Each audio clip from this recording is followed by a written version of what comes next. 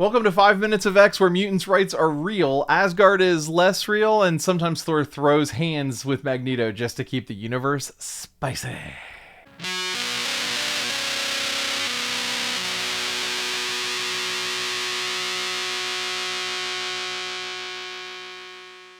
Today's issue is Journey into Mystery 109, originally published on August 4th, 1964. It was written by Stan Lee and art by Jack Kirby.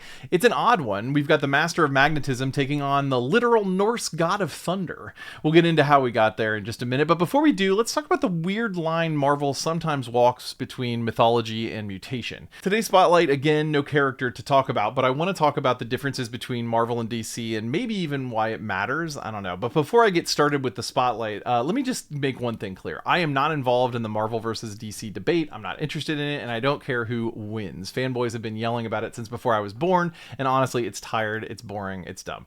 But that doesn't mean that Marvel and DC are the same. They're not. At a glance, it might look like the two companies just make stories about people in tights, but the differences run deeper than that. DC's stories tend to be less grounded in reality. I know that calling anything in superhero comics reality-based sounds ridiculous, but the point is they ask you to suspend your disbelief in different places, different ways, and that's kind of what matters. DC stories take place in made-up cities like Gotham or Metropolis. They're versions of New York City, but they're not real places. Marvel, on the other hand, sets its stories in actual cities you can visit. New York City, the Canadian wilderness to see Wolverine, real cities in Europe as well, Japan, and so on. Sure, Wakanda and Krakoa and even Genosha are fictional, but most Marvel locations are based on the real world or are places you could go visit. The characters reflect that difference too. Take Superman and Captain America. Superman is an alien from another planet. Cap is the product of science. Not real science, sure, but it's still science. Most mutants are born that way, and they're there because of their gene, an X gene, which might be fake, but evolution isn't. And that's the basis for how this whole thing works. That brings us to today's issue, which centers around Thor, a literal god. That's definitely a departure from Marvel's usual approach, but characters like him are the exception and not the rule. Me, I love Batman when he's a detective who punches things. I tend to tune out when he's dealing with metaphysical prophecies or space wizards or what have you. For me, Marvel's flavor of realism just hits better. It's just my thing. But I also think DC rocks. It's just my preference. So, except for the movies, though, the DC movies over the last decade have been a laughable, rough ride.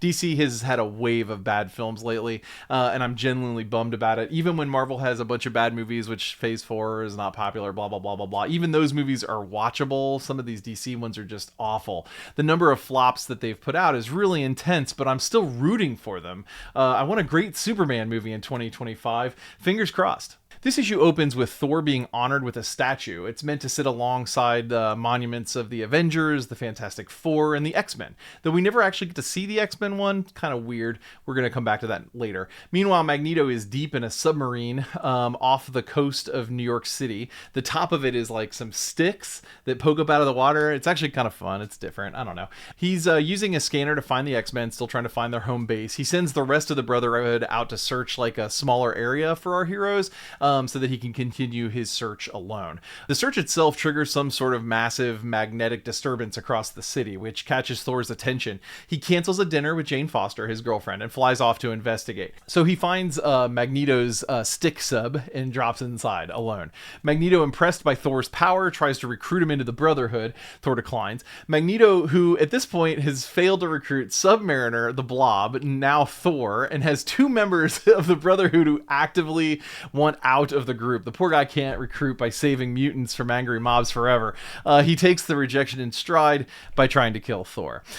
He wraps Thor in metal, which goes exactly as you'd expect. Thor breaks out of it like it's nothing, like paper. Then things get interesting. In these early comics, Thor will actually revert to a normal human if he's separated from Mjolnir for too long. That's his hammer. That happens here. He transforms into a well-dressed doctor with no powers, and Mjolnir turns into a walking stick.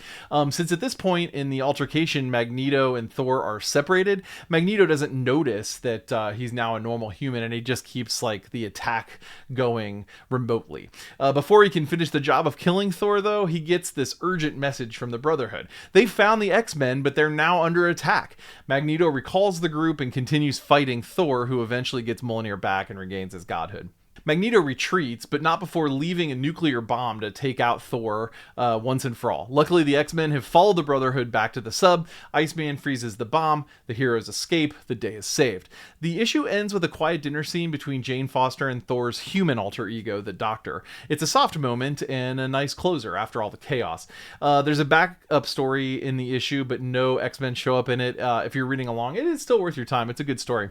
Thor gets kicked out of Asgard. It's kind of fun. Here's the thing, though. I don't want to bury the lead. This issue rules. I wouldn't call Thor my favorite character in Marvel, but this version of him works pretty well. His arc in this issue alone is tight. Every beat makes sense, and he really pops off the page. Magneto loses, but it never feels like a humiliation like it has been in the last bunch of fights. The fight feels earned, and it's kind of refreshing.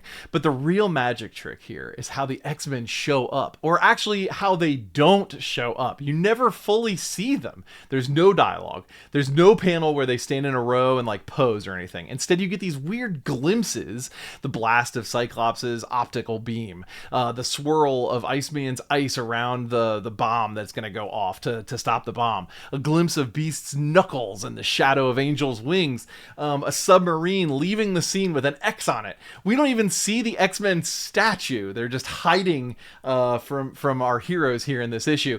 They exist in the edges of the story. They're happening in the background, and it makes the world feel so much bigger.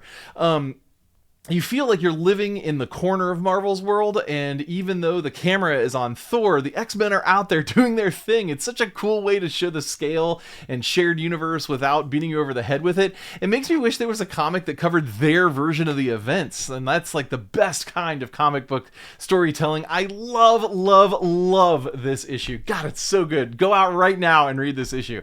You've survived another session in the Danger Room. For characters, breakdowns, reading lists, and whatever other mutant adjacent nonsense I'm working on, check out Jordy.com. New episodes drop Wednesdays at noon and Fridays at 4 p.m. Eastern. Remember, sometimes the best X-Men stories don't even have our X-peeps in them.